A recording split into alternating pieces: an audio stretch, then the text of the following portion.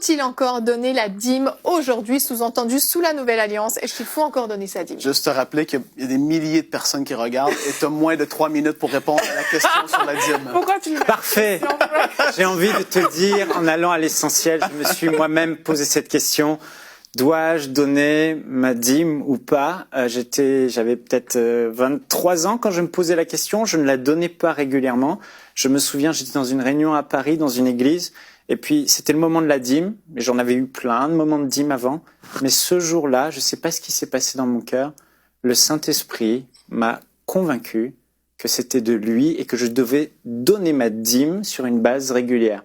La Bible dit plein de choses, mais j'aimerais dire que moi, personnellement, j'ai vécu ça et j'aimerais déjà dire, je me suis pas posé de questions, je suis pas en train de débat théologique. J'ai trouvé en fait que c'était bon et j'ai su au fond de moi-même qu'il fallait que je le fasse. Et j'avais pas beaucoup de moyens, c'était pour ça que c'était difficile pour moi de donner ma dîme. La dîme de certains, c'est le crédit, ce qui sert de payer le crédit de leur voiture, c'est ce qui sert de payer les études des enfants. Ouais. Donc c'est vraiment difficile. Mais ce jour-là, j'ai eu une conviction profonde et j'aimerais déjà dire, oui, il faut donner sa dîme, mais vous devez vous-même chercher votre propre conviction, Seigneur. Voilà. Pourquoi donner sa dîme? Parce que c'est bon de donner la dîme. La dîme, c'est l'économie que Dieu a choisie pour financer le royaume. Sans la dîme, les églises seraient fragiles. Sans la dîme, les églises ne pourraient pas opérer, elles ne pourraient même pas avoir de bâtiment. Sans la dîme, c'est la stabilité même de l'église. Donc, c'est une bonne chose, c'est bon, c'est agréable et parfait. Et je trouve que c'est une idée de génie de Dieu que d'avoir instauré que la dîme donne 10%, Michael 10%, parce que non seulement on le fait pour le royaume de Dieu, ça va financer le royaume de Dieu, mais en plus Dieu, la Bible dit dans la Nouvelle Alliance que Dieu n'est pas injuste pour oublier l'amour que nous démontrons pour son œuvre en rendant des services, en ayant rendu des services et en rendant des services aux saints. Donc Dieu n'est pas injuste, donc quelque part Dieu va nous récompenser ici-bas et dans l'éternité. Donc c'est clair que quand on donne, Dieu nous bénit en retour. Donc ça, c'est clair. Alors, pourquoi les gens, en fait, se posent cette question? C'est parce que ça coûte. Ça coûte de donner la dîme.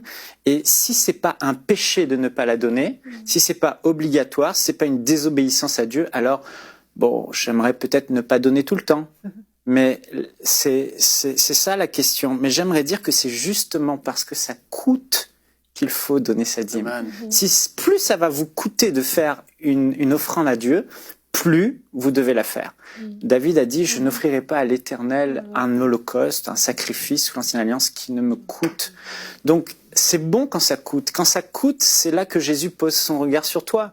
Quand ça coûte, c'est là qu'il y a la foi. Si tu donnes sans que ça te coûte pas, il n'y a pas la foi. Et cette femme est venue, elle a donné peu de choses. Mais Jésus a vu ça.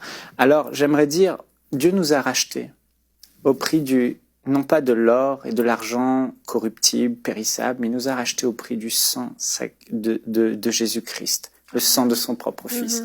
Est-ce que le sang de son propre Fils, son sacrifice versé, ne vaut pas qu'on lui donne chaque jour du temps? Oui.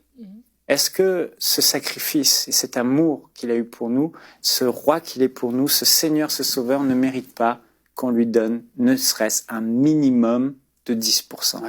Si, en fait, en réalité, il mérite plus. Et si on regarde vraiment sur ce que dit la Bible depuis la résurrection de Jésus et l'Église primitive sur les finances, les gens donnaient bien plus que leur dîme. Ils donnaient leur maison, leur champ, tout leur superflu était donné. Ils faisaient des sacrifices. Donc, si on se base sur l'Église primitive, on devrait donner beaucoup plus que sa dîme. Et je veux nous encourager à aller toujours plus loin et donner plus, en fait.